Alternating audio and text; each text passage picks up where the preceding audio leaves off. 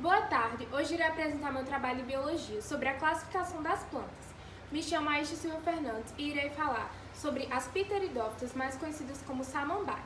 As samambaias, elas são vasculares, ou seja, possuem vasocondutores de seiva, xilema e floema, são criptógamas e também não possuem sementes. Elas se desenvolveram a partir da evolução da briófita, há relatos disso, e também desenvolveram um sistema radiocular, que serve para fixação ao substrato terrestre e também absorção, e um sistema caulinar para a sustentação do corpo vegetal. Sobre a anatomia das plantas, das samambaias, nós temos aqui um sistema dérmico, vascular e fundamental. Então, o que acontece? Ela tem três estruturas. Nós temos as folhas, o caule e as suas raízes. Vamos por partes. Então, nós temos aqui as raízes, elas servem para a absorção da água e para a absorção da água e dos sais minerais e também para a fixação. O caule, nós vemos que ele serve para a sustentação das plantas. Ele pode crescer em dois sentidos. Pode crescer pelo sentido oposto da raiz e também pode crescer pelo sentido paralelo. E ele também se chama de rizoma. No caso da minha planta, ele cresce em sentido paralelo. E as folhas, que aqui no caso é um folíolo, serve para deposição dos soros, elas servem para a fotossíntese, que como já vimos é um processo fundamental para as plantas. Bem, essa daqui é a planta da samambaia aberta para raiz, caule e folha. Nós temos aqui um esporófito, por exemplo, que é a parte dominante, e o gametófito é aquela que vai ser temporária na reprodução. E aqui nós temos, por exemplo, na minha samambaia, nós temos o caule como paralelo ao solo. Aqui são as raízes e aqui nós temos as folhas maduras. O esporófito ele vai apresentar esse caule subterrâneo, né, que você vê que ele vai passar por aqui também. E nós temos, além das folhas maduras, o báculo. O báculo ele vai ser a folha jovem que depois vai se transformar em uma folha madura. Nessas folhas maduras, nós apresentamos o folíolo. O folíolo é onde vai ser depositado os soros, nos quais vão ser importantes para a reprodução da samambaia. Sobre a reprodução das samambaias. Bem, as samambaias elas podem se reproduzir tanto assexuadamente como sexuadamente. Na assexuada, dependendo do ambiente, pode ser por fragmentação. Mas na minha samambaia, ela se reproduz de forma sexuada. Então, nós temos aqui o esporófito da planta. O esporófito é essa parte dominante, que nós vemos aqui, e o gametófito é a parte temporária. Quando o gametófito é o dominante, é só apenas nas briófitas. Nas samambaias, ele é o temporário. Então, ele vai se desaparecer logo após sua função. Então, o que acontece no seu ciclo reprodutivo? O esporófito, que é diploide, ele irá produzir soros. Nós podemos ver aqui os soros, olha. Só que o que acontece? Para você ver os soros, o conjunto de esporângios, você tem que virar a samambaia quando ela estiver em reprodução. E você vai ver os esporângios que são formados no folíolo. Esses esporângios, por meiose, que seria uma divisão de 4 células haploides, vão formar os esporos. Esses esporos, que são haploides, né, vão cair. Eles vão cair, que seria aqui no solo da planta, e vão germinar em um gametófito. O gametófito, ele vai produzir gametas, que seriam os anterídeos e os arquegônios. Então, os anterídeos, quando em qualquer contato com a água, seja uma gotícula d'água que tiver, eles vão entrar em contato com a osfera, que está no arquegônio. Quando os núcleos delas se fundem, formam a fecundação e um zigoto diploide, porque haploide mais outro haploide seria um zigoto diploide. Esse zigoto vai transformar em um embrião diploide que vai se desenvolver e formar o esporófito que nós conhecemos. E aí esse esporófito vai fazer todo o processo de novo. Os musgos são pequenas plantas sem sementes que normalmente se desenvolvem em locais úmidos e sombreados. Eles pertencem ao grupo de plantas chamado briófitas. O corpo do musgo é composto por 3 partes: rizoide, coloide e filoide. Os rizóides fixam a planta ao substrato e absorvem a água e os sais minerais necessários para seu desenvolvimento. O colóide consiste em uma pequena haste de onda em partes dos filóides. Já os filóides representam as folhas dos musgos, são estruturas responsáveis pela fotossíntese. Esses musgos se reproduzem por meio de células chamadas esporos e não por sementes. Uma estrutura semelhante a um caule produz e libera os esporos. Ao descer em uma superfície úmida, os esporos se transformam em uma estrutura baixa e espalhada. A partir dessa parte baixa da planta, nascem os brotos, que produzem células sexuais masculinas e femininas. Quando as duas células se juntam, geram um novo caule, produzindo o esporo. Novos musgos também podem se desenvolver a partir de pedaços de musgos mais velhos. Agora irei mostrar a foto que tirei para melhor visualização da estrutura das briófitas. Boa tarde, meu nome é Maria Vitória e eu vou falar sobre a gimnosperma. As gimnospermas são plantas que se caracterizam pela presença de vasos condutores e sementes soltas. Uma das características mais marcantes desse grupo de plantas é a ausência de uma proteção de semente, ou seja, elas não possuem um fruto envolvendo essa estrutura. A árvore de 25 a 50 metros de altura, com tronco cilíndrico e de casca grossa, cuja superfície se desprende de placas cinzentas escuras. Acredita que os pinheiros são as árvores mais antigas da Terra. Algumas podem viver até 6.000 anos. Sua estrutura é formada por raiz, caule e folha. A raiz prende o organismo, além de ajudar na absorção de água e nutrientes presentes no solo. O caule possui os vasos condutores que transportam nutrientes e água para o restante do organismo, além de ser o local onde brotam as folhas. As folhas, estruturas clorofilades responsáveis pela fotossíntese e a produção de matéria orgânica.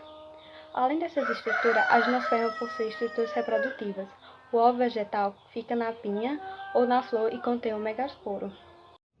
A gimnosperma possui a sua polarização acontecendo na primavera ou no começo do verão. Nesse processo, as pinhas masculinas soltam pequenos grãos chamados de pólen.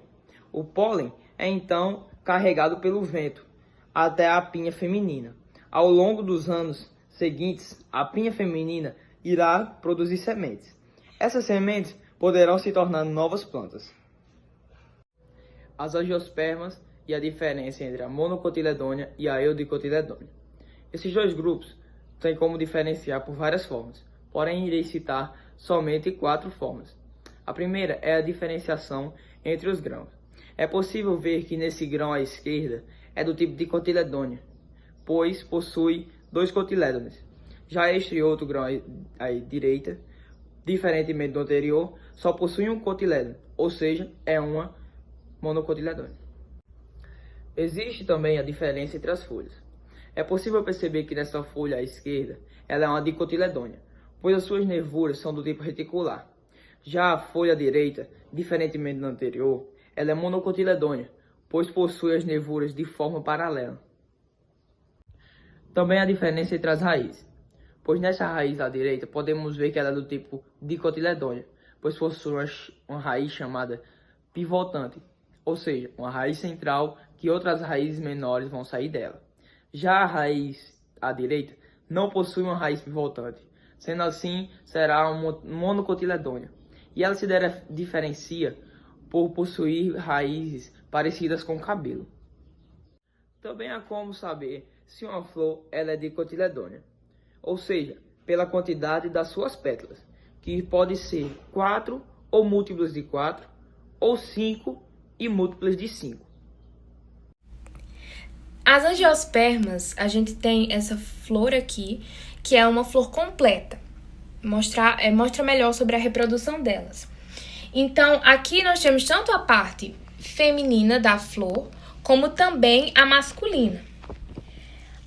A parte masculina, primeiramente, vamos por partes. Então, aqui na masculina, nós temos um endroceu. Esse endroceu, ele é formado por um conjunto de estames. Esses estames, eles são formados por filete e antera. Então, o que seria o filete? O filete são esses fiozinhos que ficam aqui. E a antera é o que fica por cima dos filetes, se você puder visualizar. Então, a antera vai ser o local onde vai se produzir o pólen. Por quê? Porque a planta ela é feita por um processo de polinização. Então, esse processo de polinização vai fazer com que o pólen venha da antera da planta até o estigma. E essa polinização pode ocorrer de forma pelos ventos, da forma por insetos, por aves, por morcegos. Até mesmo existem uma transformação de que você consegue, o próprio ser humano consegue transportar o pólen de uma flor para outra por meio de uma pinça, que é como ocorre na flor do deserto. Então, voltando para a parte das flores. Nós temos aqui agora a parte feminina. Essa parte feminina é chamada de gineceu, que é um conjunto de carpelos. O que ocorre? Na parte feminina, existem três fatores básicos, que é o estigma, o estilete e o ovário. O estigma é essa parte aqui de cima. Esse estigma vai ser depositado o pólen da planta. Depois nós temos o estilete, que é o tubo, vai ser por onde o tubo polínico cresce. E o ovário, que é bem mais para o interior das plantas. Não dá para visualizar muito bem, mas ele vai ser responsável pela localização de onde se encontram os óvulos.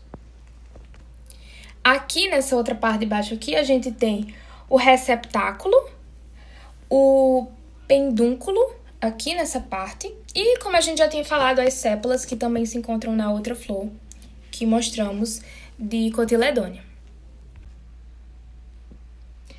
No ciclo de reprodução das angiospermas, nós podemos comparar aos outros vegetais, porque utiliza o processo de polinização.